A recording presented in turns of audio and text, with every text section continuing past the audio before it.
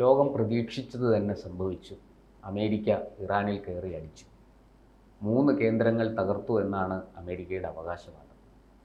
ലോകം വീണ്ടും ഒരു മഹായുദ്ധത്തിലേക്ക് പോവുകയാണോ? എന്താണ് സാർ ഇക്കാര്യത്തിൽ സംഭവിക്കാൻ പോകുന്നത്? ഇന്ന് പുലർച്ചെയാണല്ലേ ഇന്ത്യൻ സമയം? അതെ, 7:30 ട്രംപ് ഇക്കാര്യം സ്ഥിരീകരിച്ചുകൊണ്ട് അമേരിക്കൻ ജനതയെ അഭിസംബോധന ചെയ്തത്.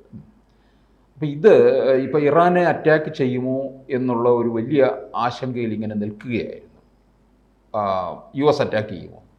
ഇനി തിരിച്ച് ഇറാൻ ഏതു തരത്തിൽ പ്രതികരിക്കും? ഇറാൻ പറയുന്നുണ്ട് തിരിച്ചടിക്കും, പിന്നെ US തീർക്കുമെന്നാണ് പറയുന്നത്. അപ്പോൾ അത്രയും ശക്തിയോടുകൂടി ഇറാൻ പറയണമെങ്കിൽ അവരൊട്ടും പിന്നോട്ടില്ല എന്നുള്ളതാണ്.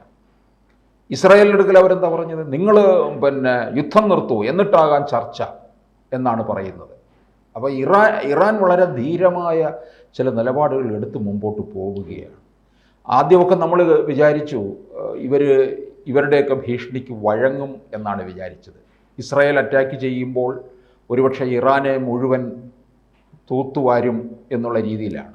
തുടക്കത്തിൽ തന്നെ അയത്തുള്ള ഖൊമേനി, ഇറാൻ്റെ പരമോന്നത ആത്മീയ നേതാവായ അയത്തുള്ള ഖൊമേനി, അലി ഖൊമനേയി പറഞ്ഞത് ഈ മിഡിൽ ഈസ്റ്റിൽ, മധ്യേഷ്യയിൽ അമേരിക്കയ്ക്ക് ഏതാണ്ട് 19 സൈനിക താവളങ്ങളുണ്ട്. അതിൽ 9 സ്ഥിരം താവളങ്ങളാണ്. ഇത് ആക്രമിക്കും എന്ന് അദ്ദേഹം ആദ്യമേ തന്നെ പറഞ്ഞു. ഞങ്ങളെ അടിച്ചാൽ, അമേരിക്ക ഇങ്ങോട്ട് അടിച്ചാൽ ഈ മിഡിൽ ഈസ്റ്റിലെ സൈനിക താവളങ്ങളെ ഞങ്ങൾ സമ്പൂർണ്ണമായിട്ട് നശിപ്പിക്കും എന്നാണ് ഇറാൻ്റെ പരമോന്നത നേതാവ് അന്ന് നൽകിയ മുന്നറിയിപ്പ്.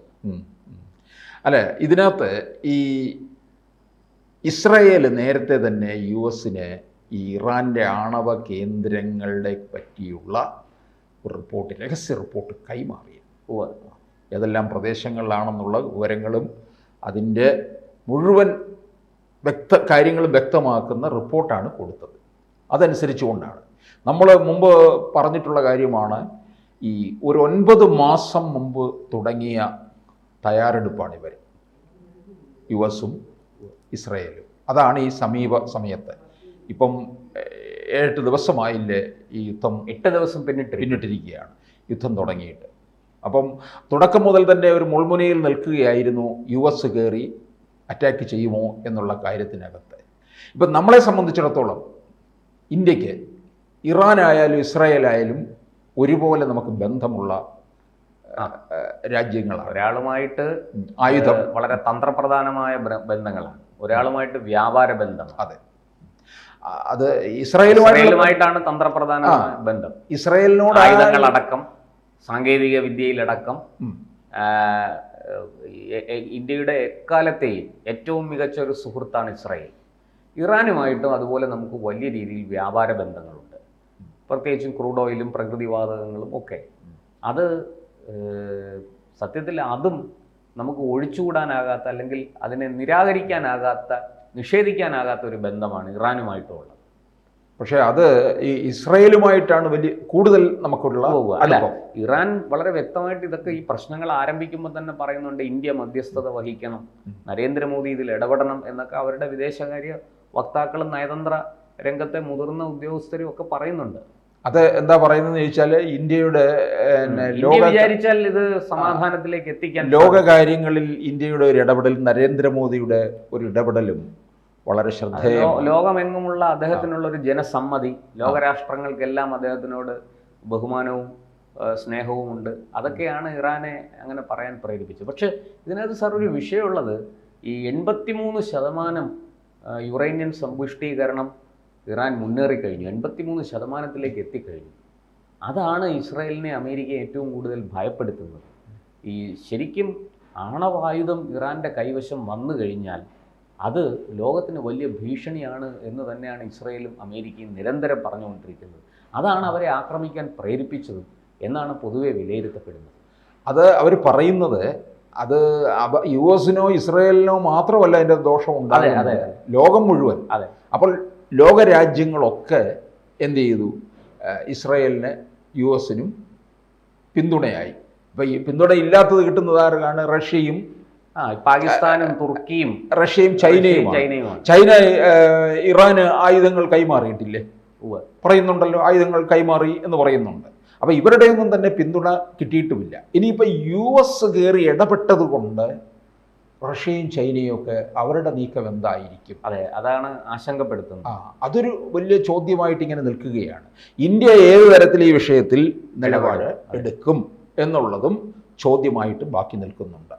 അത് മറ്റൊരു പ്രധാന വിഷയം, ഈ ഇറാൻ പറയുന്നത് ഞങ്ങൾ ആണവ ഊർജ പദ്ധതികളിൽ നിന്ന് പിന്നോട്ടില്ല, എന്നാൽ ഞങ്ങൾ ആണവായുധം നിർമ്മിക്കുന്നില്ല എന്ന അവരുടെ സ്ഥിരം പല്ലവി ആവർത്തിക്കുകയാണ്. പക്ഷെ അത് ഇസ്രയേലും അമേരിക്കയും വിശ്വസിച്ചിട്ടില്ല, അവരത് അംഗീകരിക്കുന്നില്ല. അതാണ് ഇവിടുത്തെ ഈ പരസ്പര വിശ്വാസം നഷ്ടമായിരിക്കുന്നു. ഇറാൻ്റെ പുറത്ത് അമേരിക്കയ്ക്കും ഇസ്രയേലിനും യാതൊരു വിശ്വാസവും ഇല്ല എന്നുള്ളതാണ് സത്യം. അതുപോലെ തന്നെ കഴിഞ്ഞ ദിവസം യൂറോപ്യൻ യൂണിയനുമായിട്ട് ചർച്ച നടന്നു. ഈ ഇറാൻ്റെ വിദേശകാര്യമന്ത്രി അബ്ബാസ് അരഗ്ചി, അയാളുടെ നേതൃത്വത്തിൽ ചർച്ച നടന്നു. അപ്പോൾ UK-യുടെ വിദേശകാര്യ സെക്രട്ടറി ഒക്കെയാണ് പങ്കെടുത്തത്. UK, പിന്നെ ജർമ്മനി ഒക്കെ പങ്കെടുത്തിരുന്നു. പക്ഷേ അവിടെയും ഈ പറഞ്ഞതുപോലെ അതും പരാജയപ്പെടുന്ന കാഴ്ചയാണ് നമ്മൾ കണ്ടത്. അത് പരാജയപ്പെട്ടതിന് തൊട്ട് പുറകെ അമേരിക്ക കയറി അടിക്കുകയും ചെയ്തിരിക്കുന്നു. അല്ല, ഇതിനകത്ത് ഇപ്പം ഇറാൻ ഇതെടുത്ത് പ്രയോഗിക്കും എന്ന് തോന്നുന്നുണ്ടോ? നമുക്ക് ഒന്നും പറയാൻ സാധിക്കില്ല സാർ. അവിടെ ഒരു മത പൗരോഹിത്യ ഭരണകൂടമാണ് ഇറാനിലുള്ളത്.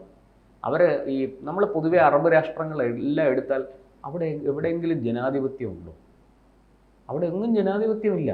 വോട്ടെടുപ്പിലൂടെ തിരഞ്ഞെടുക്കപ്പെടുന്ന ഒരു സർക്കാരല്ല അവിടെ ഭരിക്കുന്നത്. അവിടെ മതനിയമങ്ങൾക്കാണ് പ്രാധാന്യം.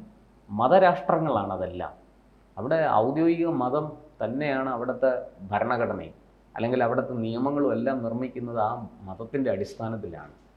അതുകൊണ്ട് തന്നെയാണ് അമേരിക്കയും ഇസ്രയേലുമൊക്കെ ഇതിനെ ഭയപ്പെടുന്നത്. ഇവരുടെ കൈവശം ആണവായുധം എത്തിക്കഴിഞ്ഞാൽ അത് വലിയ വെല്ലുവിളിയാണ്, അത് വലിയ ദോഷം ചെയ്യും. അമേരിക്കയ്ക്കും ഇസ്രയേലിനും മാത്രമല്ല, യൂറോപ്യൻ യൂണിയനും കിഴക്കൻ രാജ്യങ്ങൾക്കും ഇന്ത്യക്കും ജപ്പാനും ഒക്കെ അടക്കം അത് വലിയ ദോഷം ചെയ്യും. റഷ്യയ്ക്കും ചൈനയ്ക്കും ഒക്കെ ദോഷം ചെയ്യും എന്നാണ് അമേരിക്ക നൽകുന്ന മുന്നറിയിപ്പ്. ഈ US കപ്പലുകളെ പോലും ആക്രമിക്കുമെന്ന് കഴിഞ്ഞ ദിവസം ഹൂത്തികൾ പോലും പറഞ്ഞിരുന്നത്. ഈ ഹൂത്തികളും ഹിസ്ബുള്ളയും എല്ലാം ഏതാണ്ട് നിലംപരിശായിട്ടുണ്ട്.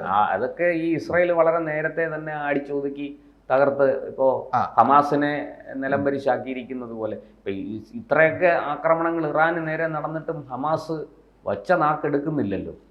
ഒരു തരത്തിലും ഇസ്രായേലിനെ സമ്മർദ്ദത്തിലാക്കാൻ, ഇസ്രായേലിനെ ഭീഷണിപ്പെടുത്താൻ പോലും അവരുടെ ശബ്ദം എങ്ങുമേ കേൾക്കുന്നില്ല. അല്ല, അവരുടെ ആ അത്തരത്തിലൊരു നിര പിന്നീട് ഉണ്ടായിട്ടില്ലല്ലോ.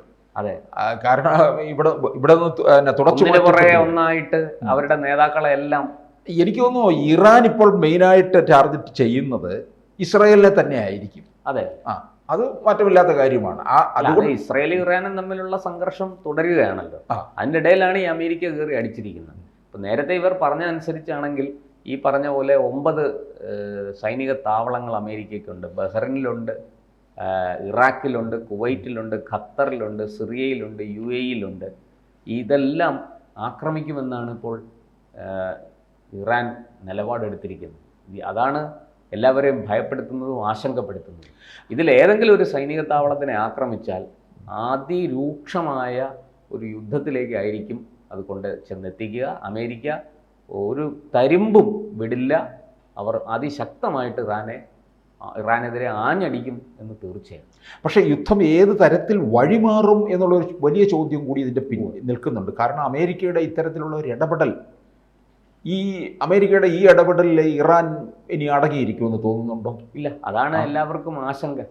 ഇപ്പോൾ തന്നെ നമ്മൾ ഇസ്രയേലിലാണ് വലിയ വിജയത്തിന് മുൻതൂക്കം കൊടുത്ത് നമ്മൾ കാണുന്നത്. പക്ഷേ ഇസ്രയേലിനും വലിയ നഷ്ടം ഉണ്ടായിട്ടുണ്ട്, വലിയ നഷ്ടം ഉണ്ടായിട്ടുണ്ട്. ഇസ്രയേലിനും നാശനഷ്ടങ്ങൾ കാര്യമായിട്ടുണ്ട്. ഇവർ ഏതാണ്ട് 400-ലധികം മിസൈലുകളും ഡ്രോണുകളും ഉപയോഗിച്ചിരിക്കുകയാണ് ഇറാൻ.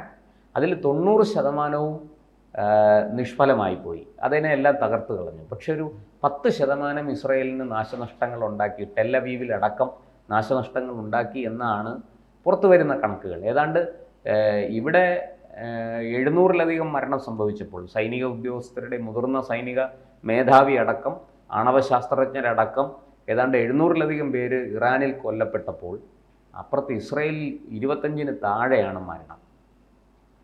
മാത്രമല്ല ഇത്രയും നാശനഷ്ടങ്ങളും അവർക്കുണ്ടായിട്ടില്ല. അവരുടെ നഗരങ്ങളെ ആക്രമിച്ചു, ജനവാസ കേന്ദ്രങ്ങളെ ആക്രമിച്ചു എന്നുള്ളത് ശരിയാണ്. പക്ഷേ ഇത്രയും ഇറാനിലുണ്ടായിരിക്കുന്ന അത്രയും കനത്ത ആൾനാശവും മറ്റ് അടിസ്ഥാന സൗകര്യങ്ങളൊക്കെ നശിപ്പിച്ചിരിക്കുന്നു. റോഡുകൾ, പാലങ്ങൾ, വലിയ കെട്ടിടങ്ങളൊക്കെ നശിപ്പിച്ചിട്ടുണ്ട്. അത്രയും നാശം ഇസ്രായേലിന് സംഭവിച്ചിട്ടില്ല. അപ്പോൾ എന്തായാലും US-ൻ്റെ ഇന്നത്തെ ഈ നീക്കം ഇനിയും വരുന്ന ആളുകളിൽ അതിൻ്റെ മറ്റൊരു ഫലം. അമേരിക്ക പറഞ്ഞിരിക്കുന്നത് 79 മുതൽ തുടരുന്ന 4 പതിറ്റാണ്ടിലധികമായി 40 വർഷത്തിലധികമായിട്ട് തുടരുന്ന ഭരണം, ആ ഭരണം, ഈ മതപൗരോഹിത്യ ഭരണം അനേകം നിരപരാധികളെ വധിച്ചു, അവരെ ശിക്ഷിച്ചു. അതിന് പകരം ഇറാനെ ഞങ്ങൾ ശിക്ഷിച്ചിരിക്കുകയാണ് എന്നാണ് അമേരിക്കയുടെ വാദം. എന്തായാലും നമുക്ക് കാത്തിരുന്ന് കാണാം എന്താണ് സംഭവിക്കാൻ പോകുന്നതെന്ന്. ലോകമൊരു മഹായുദ്ധത്തിലേക്ക് പോകുമോ? ഒരു വലിയ ഭീഷണിയുടെ മുൾമുനയിലാണ് ഇപ്പോൾ ലോകം നിൽക്കുന്നത്. എല്ലാവരും ആശങ്കാകുലരാണ്. ഇറാൻ ആയുധം വെച്ച് കീഴടങ്ങിയാൽ ഈ യുദ്ധം ഇവിടെ അവസാനിക്കും എന്ന നേരിയ പ്രതീക്ഷയുമുണ്ട്. അല്ല, ഏതെങ്കിലും തരത്തിൽ അമേരിക്കയെ പ്രകോപിപ്പിച്ചാൽ അത് കനത്ത ഒരു യുദ്ധത്തിലേക്ക്, ഒരു വലിയ മഹായുദ്ധത്തിലേക്ക് പോലും പോകാൻ സാധ്യതയുണ്ട് എന്നാണ് പൊതുവെ ഉയരുന്ന ഭീതി. കൂടുതൽ വാർത്തകളും വിശേഷങ്ങളും നിങ്ങളിലേക്ക് എത്താൻ ABC മലയാളം സബ്സ്ക്രൈബ് ചെയ്യുക, ബെൽ ബട്ടണും അമർത്തുക.